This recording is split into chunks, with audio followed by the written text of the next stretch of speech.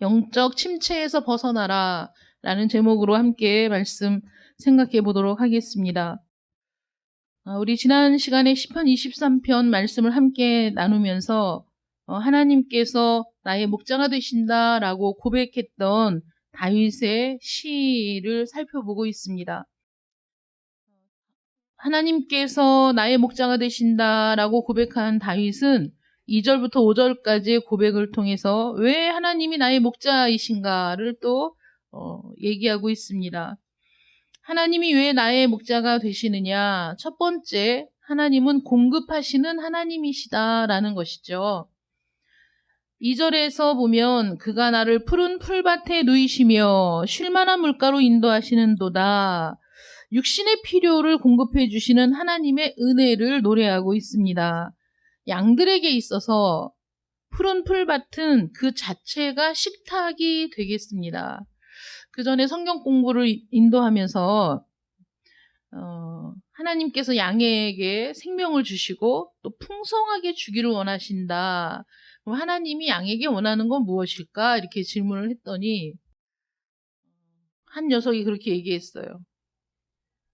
잘 먹고 잘 자고 잘 노는 거? 뭐 이렇게 얘기하더라고요.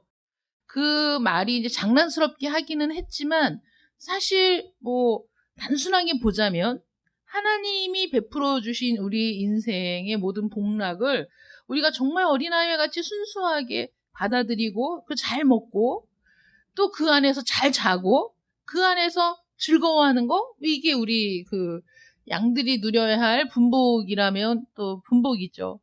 그래서 하나님께서 목자가 양들을 푸른 풀밭으로 인도한다라는 의미는 양들이 배불리 먹을 수 있도록 그런 풀밭으로 인도해 주는 것이 목자의 역할이라는 거죠. 그 푸른 풀밭으로 인도된 양들은 그 자체가 식탁인 풍성한 식탁에서 아무 생각 없이 풀을 뜯어먹고 배불리 먹고 뒹굴뒹굴하고 즐거워하는데 선한 목자는 그렇다고 해서 양들과 함께 거기서 뒹굴뒹굴 놀고 쉬고 있느냐? 그렇지 않죠. 야, 이 양들이 여기서 풀을 배불리 먹고 나면 그 다음에는 또 목이 마를 텐데 어디 가서 이 양들을 깨끗한 물을 마시게 할까? 그래서 어디로 가야 하나라고 살펴보고 매일 그런 거 아니겠어요? 어디에 좋은 풀이 있을까? 어디에 좋은 물이 있을까? 어디로 얘네들을 데리고 가서 잘 먹일까? 잘 마시게 할까? 그것을 걱정하는 것은 선한 목자의 역할이라는 거예요.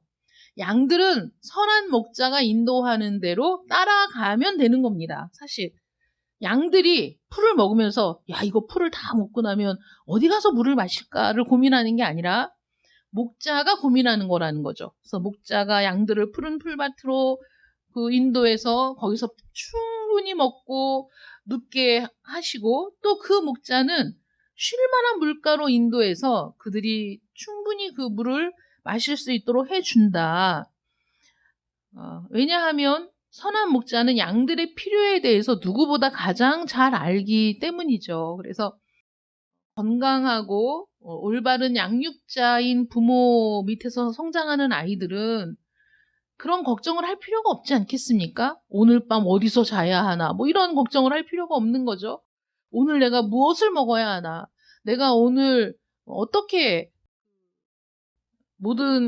세상의 모든 어려움과 그 두려움을 극복할 수 있을까? 뭐 이런 염려를 하지는 않죠.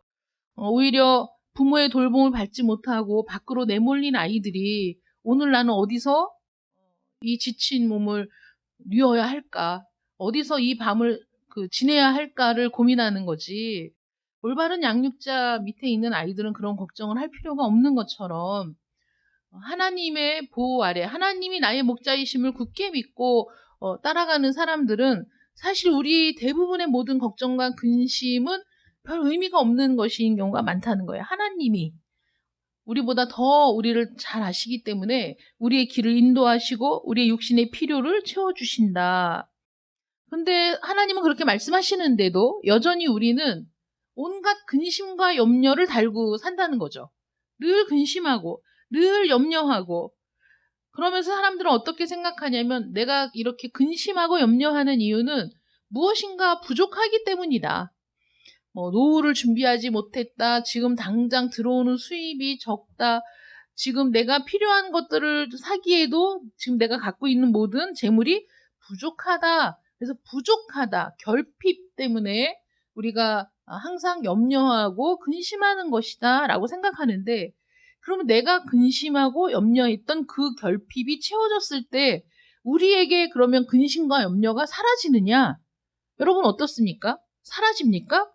또 다른 염려가, 또 다른 근심이 우리의 심령을 누르고, 우리는 그래서 참 한평생 참된 평안을 누리지 못하고 늘 조바심 내면서 살아가는 일들이 많이 있죠. 더군다나 우리가 근심하고 염려하는 것들을 다른 사람들에게 얘기했을 때 그 사람들의 반응이 야, 너 정말 걱정되겠다. 너 진짜 큰일 났다. 라고 얘기하는 건 정말 굉장히 적고, 대부분은 야, 너 뭐 그런 거 갖고 근심해, 걱정해. 야, 다른 사람들은 너보다 더 심해. 다른 사람들은 너희보다 더 힘든 사람이 더 많아 라고 얘기하는 경우도 많고, 야, 무슨 그런 게 걱정이야? 이렇게 얘기하는 경우도 많은 거죠. 나는 참 근심이 되는데 다른 사람들이 들을 때는 그런 걸 가지고 무슨 근심이라고 해. 이런 일들이 많은 거죠. 그러니까 우리가 하고 있는 대부분의 염려와 불안과 근심들이 사실 정확한 객관적인 데이터에 의해서 정말 이 상황이면 걱정할 만하지 라는 것이 아닌 경우가 대부분이라는 거예요. 더군다나 우리가 예수 그리스도를 믿고서도 미래에 대해 끊임없이 염려하고 불안해하면서 사는 이유는 우리가 사실 하나님과 충만한 인격적 관계를 맺지 못하고 살기 때문에 그렇다라고 보여진다는 거죠.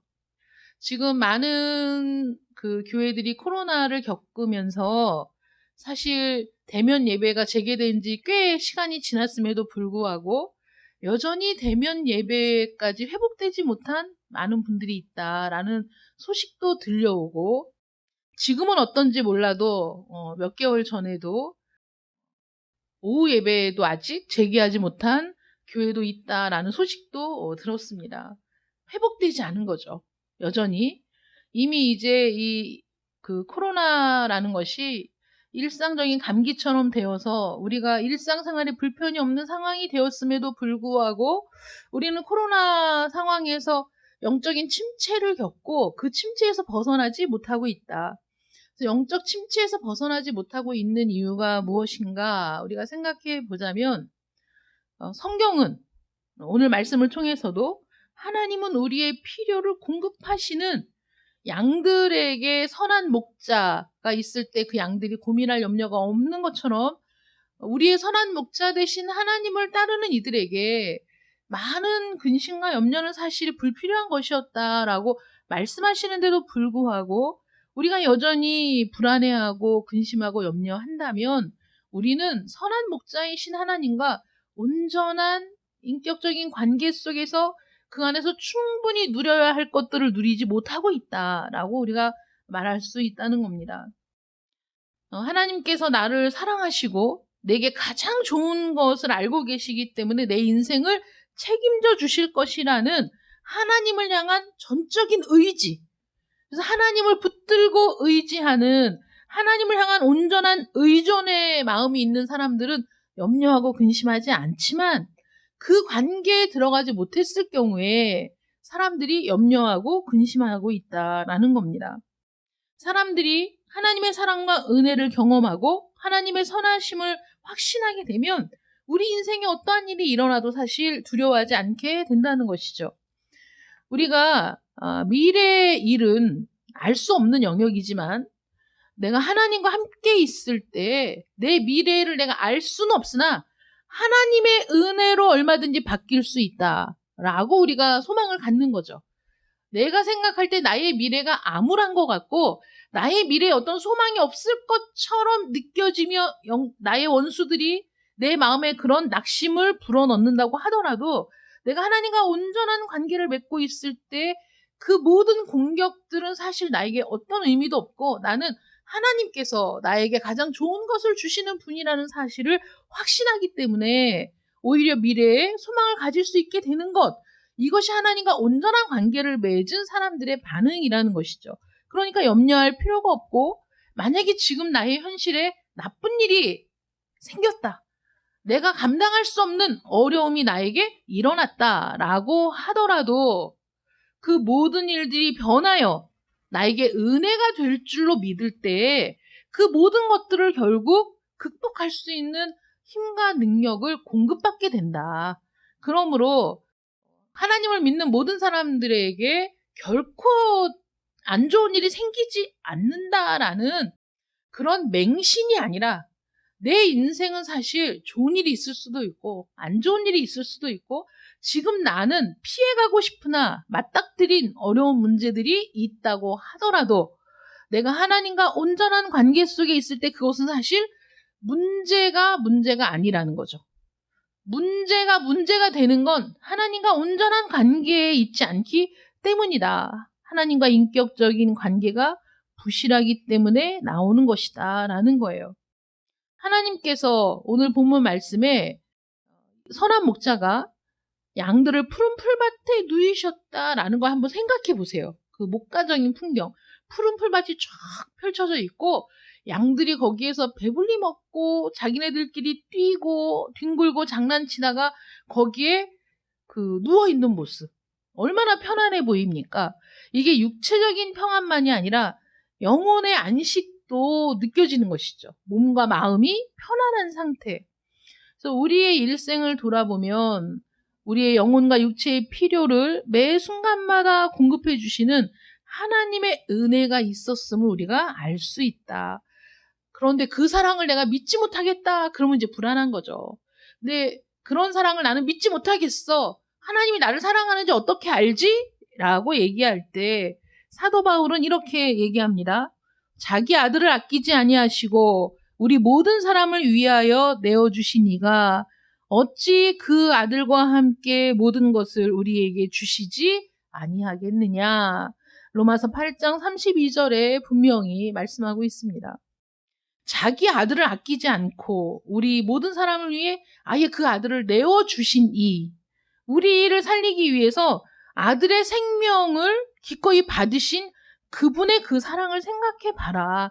아들도 아끼지 않고 내어주셨는데 우리에게 왜 그 아들과 함께 모든 것을 주시지 않겠느냐. 이것보다 더 확실한 증거가 어디 있느냐라고 반문하고 있는 것이죠. 그래서 하나님은 우리 육신의 모든 필요를 공급해 주시는 선한 목자이시다라고 다윗이 고백하고 있는 겁니다. 두 번째로 쉴만한 물가로 인도하신다는 거죠.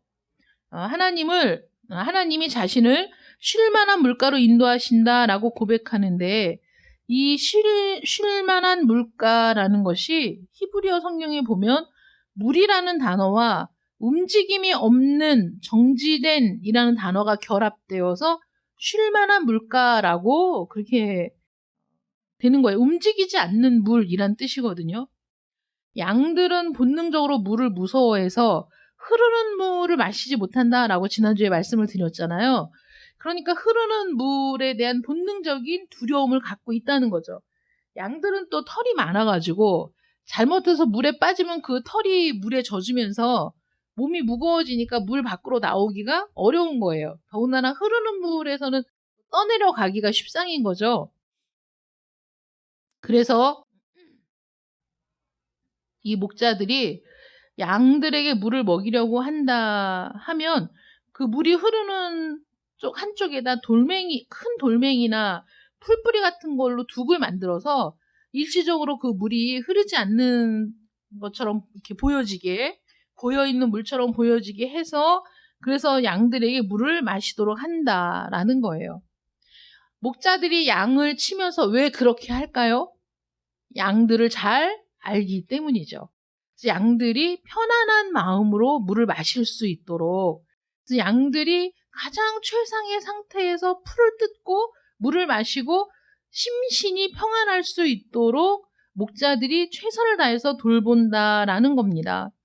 하나님께서도 우리를 살피실 때 우리를 획일적으로 어떤 한 단체로만 보고가 아니라고 말씀을 드렸잖아요. 지난주 말씀 생각해 보세요. 온 세상의 인류가 다 망해서 내가 혼자 남은 것처럼, 이 온 세상에 당신 혼자인 것처럼, 여러분이 혼자 있는 것처럼 하나님은 여러분 한 사람을 그렇게 대하신다. 우리 인간관계에 있어서도 예를 들어서 둘이 데이트를 하는데 어떻게 내가 반응을 할 때 상대방이 좋아할까요? 상대방이 어떤 말을 할 때 눈을 반짝이면서 그 말을 들어주고, 그러니까 온 세상의 다른 말들은 다 들리지 않는 것처럼 그 사람의 말에 귀를 기울이고 그 사람의 말을 들어주고 반응하고 즐거워하고, 만약에 그렇다면 여러분 생각해 보세요. 내가 누군가와 데이트를 하는데 그 상대방이 내가 정말 사소한 말을 하는데도 그 말을 너무 온 세상의 모든 말들은 다 나에게 아무 의미가 없고 당신이 하는 말이 나에게는 가장 큰 의미가 있다라는 그런 마음으로, 그런 표정으로 내 말을 들어주고 귀를 기울이고 반응하고 웃어주고 뭐 이렇게 한다 그러면 여러분 어떨 것 같아요? 굉장히 행복할 것 같아요. 예. 그래서 내가 하는 말, 사소한 말이라도 놓치지 않고 들어주고 기억해주고 그 다음에 그 말을 기억하고 나에게 어떤 그 친절을 베풀고, 또 내가 그냥 지나가듯이 얘기했는데 그 말을 기억해 두었다가 그 다음에 뭐 나에게 그런 뭐 선물을 해주고 뭐 이런 대상이 있다고 한다면 행복할 것 같아요. 그 행복이라는 건 그 사람이 모든 신경을, 모든 마음을 나에게 쏟고 있다는 것을 알게 될 때 행복한 거거든요. 그런데 나를 그러니까 이 세상의 절반은 다 여자야 라는 시선으로 보고, 이 세상의 절반은 다 남자지 뭐 별거 있어? 특별할 거 있어? 라는 시선으로 바라본다면 그 시선이 무슨 떨림이 있고 그 시선이 나를 설레게 하고 그럴 이유가 전혀 없는 거죠. 하나님께서 우리를 바라보실 때, 야, 이 지구상의 인구가 60억이 넘었는데 너희들을 전부 통째로 내가 어떻게 너희들을 일일이 상대하고 일일이 너의 말에 귀를 기울이고 그렇게 하겠어? 라고 하신다면 우리가 하나님께 어떤 특별한 관계를 맺을 그런 그런 게 없는 거죠. 그런데 하나님은 60억의 인구, 70억의 인구 중에 나 하나를 이 온 우주에 오직 나 하나만 있는 것처럼 나에게 집중하시고 나를 봐주시고 나를 그렇게 특별하게 생각하시고 또 나를 존중해 주신다 라고 내가 깨닫게 됐을 때 그 하나님의 은혜와 사랑이 얼마나 감격스러운지, 얼마나 놀라운지.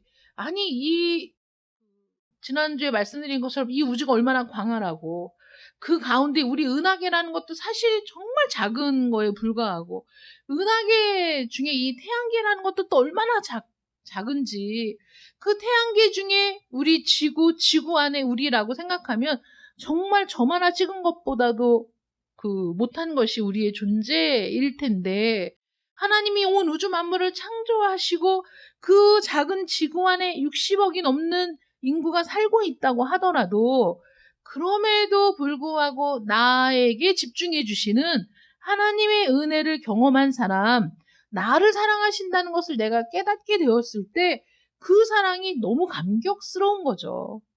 그래서 나는 나의 모든 삶을 아뢰고 하나님은 나를 충분히 아신다고 응답하시면서, 그리고 나를 위해 더 좋은 것, 가장 좋은 것을 준비하시고 그것들로 우리를 인도하신다는 사실을 깨닫게 되었을 때, 그때에 우리는 하나님께 받은 사랑의 깊이와 넓이를 깨닫게 되고, 그러면서 우리가 하나님께 정말 자원하는 마음으로 굴복하게 된다는 거죠.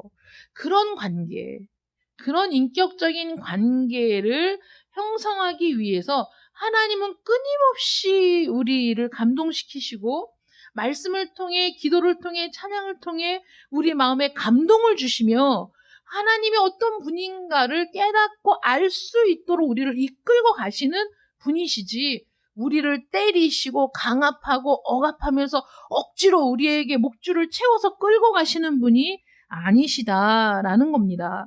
그래서 우리가 그 하나님을 만날 때마다 나의 부족함을 깨닫게 되고 내 인격이 얼마나 형편없는지를 알게 되며 나와 비교했을 때 도저히 비교할 수 없는 선하신 하나님을, 능력의 하나님을, 그리고 나의 허물과 죄에도 불구하고 나를 향한 사랑의 끈을 놓지 않으시는 그 하나님의 사랑을 붙들고 의지하며 그것을 의존하며 사는 것이 나에게 있어서 가장 큰 행복이라고 고백하도록 우리를 이끌고 계시는 분이 하나님이시다. 그래서 하나님은 우리의 필요를 공급하시고 우리를 쉴만한 물가로 인도하시는 분. 그래서 다윗이 그 하나님을 경험했을 때 뭐라고 고백합니까? 여호와는 나의 목자시니 내가 부족함이 없으리로다 라고 고백한다는 것이죠. 하나님은 그 다음에 우리의 영혼을 소생시키신다 라고 3절에 기록되어 있습니다. 여기서 소생이라는 단어는 히브리어로 하야라고 기록하는데 살아있다라는 의미입니다. 하나님께서 우리의 목자이신 이유는 내 영혼을 살아있게 하셨기 때문이다라는 거예요. 다윗의 이 고백이 내가 경험한 하나님은 내 영혼을 끊임없이 살아있게 하시는 분이다 라고 고백한다는 거죠. 다윗이 어느 시기에는 자신의 영혼이 죽은 자와 같았다라고 고백하는 어려운 시기를 겪었다는 겁니다. 그런데 하나님께서 특별히 그의 영혼을 살리시고 그것이 다윗에게 너무나 큰 감격이었던 것이죠.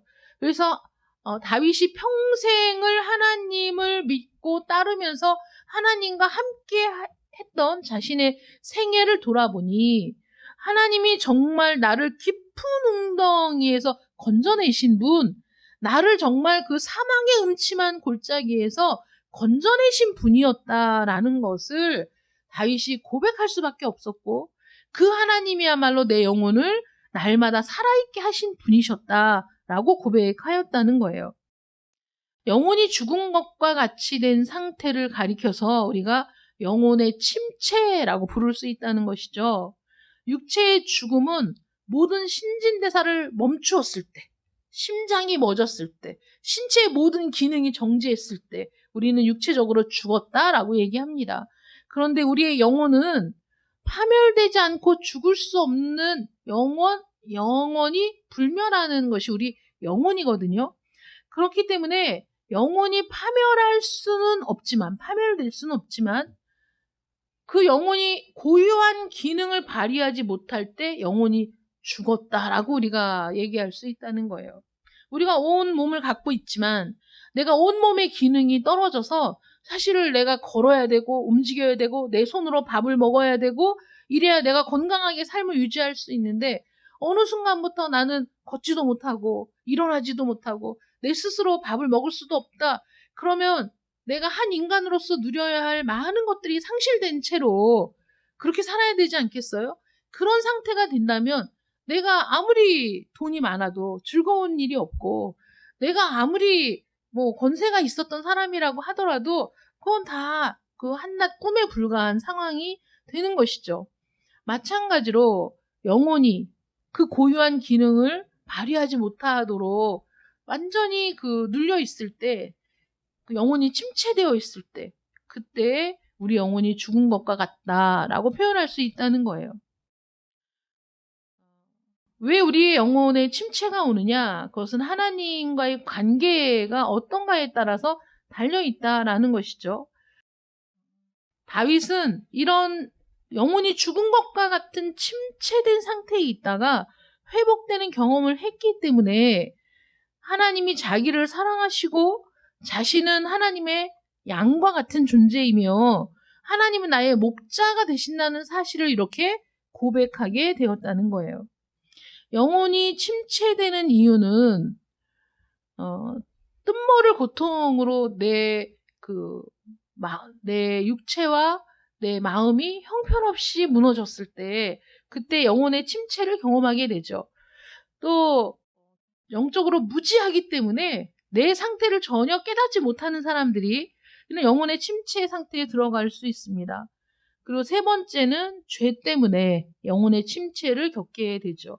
사실 영적 침체의 가장 큰 원인은 죄라고 볼 수 있습니다.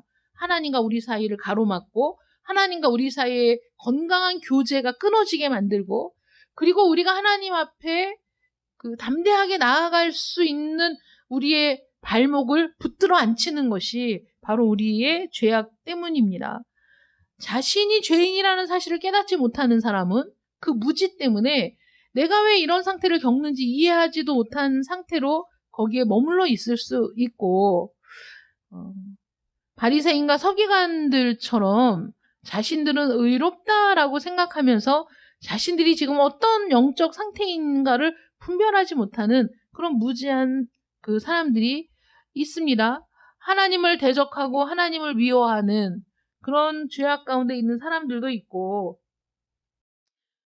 아니면 다윗처럼 하나님을 사랑한다고 하면서도 육체의 연약함 때문에 범죄하는 경우도 있는 것이죠. 다윗은 순결한 신앙을 지닌 하나님의 사람, 그래서 하나님의 칭찬을 받은 사람이었지만 다윗도 완전한 사람이 아니었기 때문에 그도 끊임없이 범죄를 저질렀습니다. 하나님을 사랑하고 하나님께 사랑을 받은 그런 다윗이었지만 하나님 앞에서 하나님이 명령하지 않은 인구 조사를 하고 또 밧세바와 간음하는 커다란 죄를 지었죠. 이런 그 죄악 때문에 그는 참 많은 영적인 시련을 당했고, 그 아들은 다윗을 대항하여 반란을 일으켰고, 또 사랑하는 딸은 또 다른 자식에 의해서 또 강간을 당하는 그런 정말 가슴 아픈 일들이 다윗의 인생에 많이 있었습니다.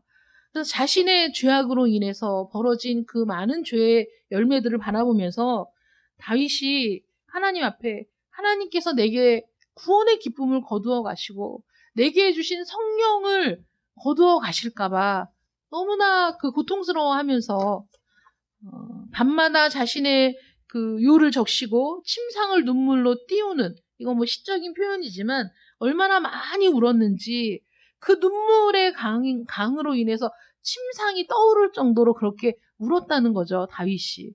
그렇게 하나님 앞에 눈물로 회개하고 자신의 죄를 용서해 주시기를 간구했을 때 다윗은 내 죄가 정말 용서를 받을 수 있을 죄인가? 내가 저지른 이 흉악한 범죄가 내 영혼을 파멸로 이끄는 것은 아닌가라는 절대적인 두려움과 절망 속에서 오직 그 순간에도 내가 붙들 수 있는 오직 하나의 은혜가 하나님 한 분뿐임을 그가 기억하고 하나님 앞에서 눈물로 회개하며 자신의 죄를 고백하고 하나님께서 자신을 버리지 마시기를, 하나님께서 자신에게 허락하신 구원을 이제 파회하지 않으시기를, 그것을 소멸하지 않으시기를 간절히 구했을 때 그때 하나님의 용서를, 하나님의 사랑을 정말 말할 수 없이 깨닫게 되었다는 겁니다.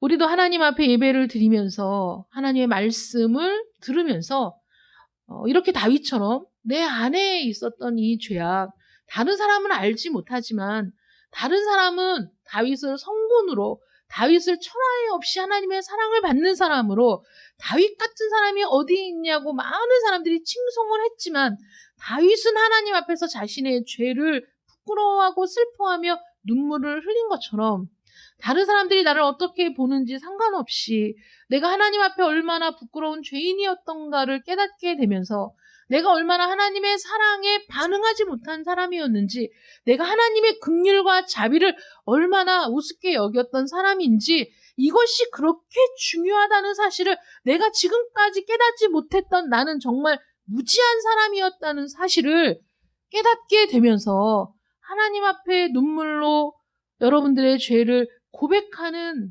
그런 놀라운 역사가 있기를 축원합니다. 그 일들을 통해서 우리는 무엇을 깨닫습니까? 하나님의 무한하신 자비와 용서를 깨닫게 됩니다.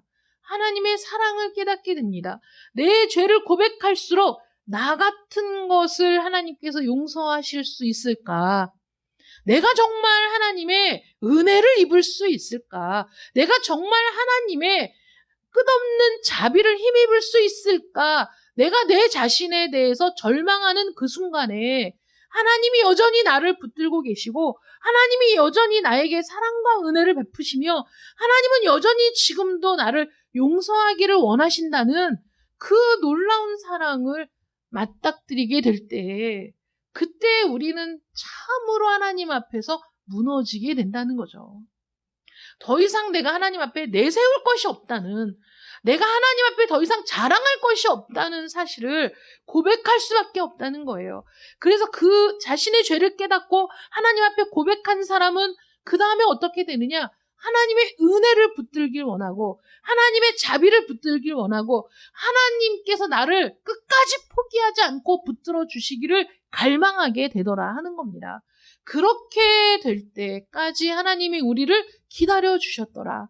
이렇게 될 때까지 하나님이 나를 포기하지 않으셨더라. 이렇게 될 때까지 하나님은 결코 나에게서 시선을 거두지 않으셨더라 라는 것이 더 마음이 아파서, 더 고통스러워서 하나님 앞에 눈물로, 하나님, 내가 정말 이제부터 나 하나님 없으면 못 살아요. 나 하나님밖에 없어요. 나 하나님만 붙들고 살겠습니다. 라는 나의 고백이 내 영혼으로부터 쏟아져 나오는 그 경험을 하신 이후에야 하나님과 온전한 인격적인 관계로 들어가게 된다는 겁니다. 하나님은 그러한 관계를 원하시는 거예요. 억지로 무릎을 꿇리는 것이 아니라 강압적으로 무력으로 우리를 지배하시고자 하는 것이 아니라 하나님이 얼마나 우리를 사랑하시는지를 우리가 깨닫도록 이끄시는 분이더라.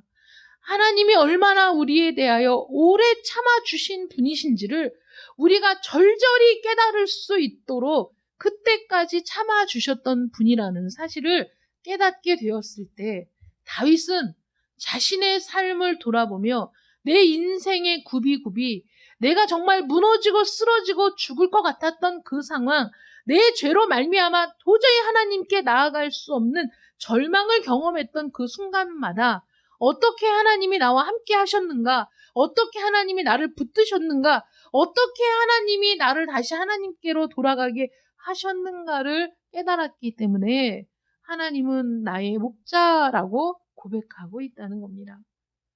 이것은 어느 한순간의 변덕이 아니라 자신의 인생을 돌아보며 그 굽이굽이 자신의 삶에 정말 고통스럽고 힘들었고 죽을 것 같았고 세상 그 누구도 내 편이 없다고 생각했던 그 적막한 순간에까지 하나님이 어떻게 나와 함께 하셨는가를 깨달은 순간, 하나님은 정말 내 삶에, 내 생명에, 내 영혼에 영원하신 목자라는 사실을 고백하게 되었다라는 겁니다.